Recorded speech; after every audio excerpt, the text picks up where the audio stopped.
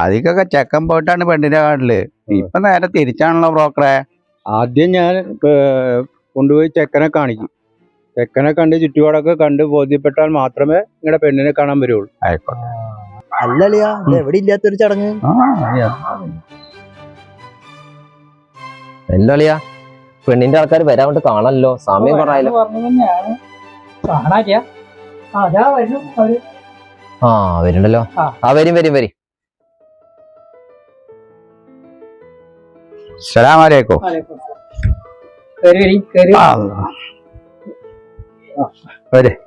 അളിയാവാ.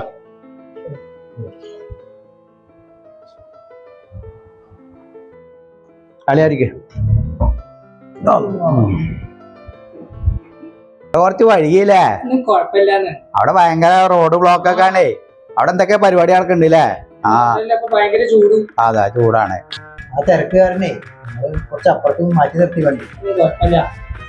അല്ല നിങ്ങക്ക് ഇപ്പൊ എത്ര മക്കളാ? നമ്മക്ക് ആണും പെണ്ണായിട്ട് ഒന്നിനെ വിളിച്ചാലോ? ആ എന്നാ വിളിച്ചോളെ. മകനായിട്ട് പറയല്ല, ഒരു ദിവസം അവന്റെ കയ്യിലില്ല. ഒരു വെള്ളം കുടിക്കൂല, വീഡിയോ എടുക്കൂല, നല്ലൊരു മനുഷ്യനാണ്. അതാ പറ്റുള്ളൂ.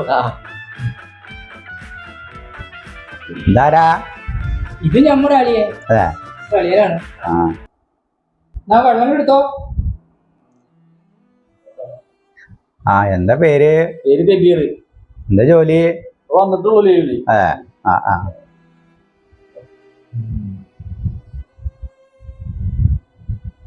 ഇക്കാക്ക, നിങ്ങളുടെ കുട്ടിക്ക് നല്ല ചെറുക്കനെ ഞാൻ കൊണ്ടുവരുള്ളൂ. ഇവന് യാതൊരു ദുശീലവും ഇല്ല. അത് ബ്രോക്കറെ, നമുക്ക് കിട്ടേണ്ടത് നമ്മുടെ അളിയന്റെ അതേപോലുള്ള സ്വഭാവമുള്ള ചെക്കൻ.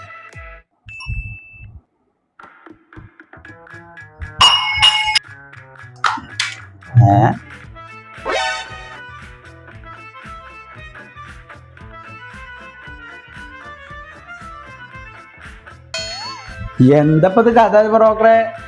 കാർത്തരേ, നിങ്ങളല്ലേ പറഞ്ഞ കൊടിയില്ല വലിയില്ല എന്നൊക്കെ പറഞ്ഞത്?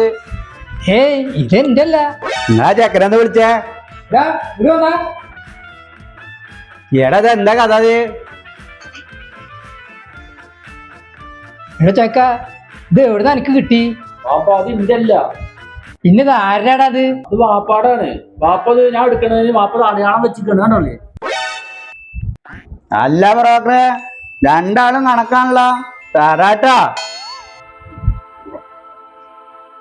പിന്നെ കാണാട്ടോ. നീ എന്തിനാ കാണണേ?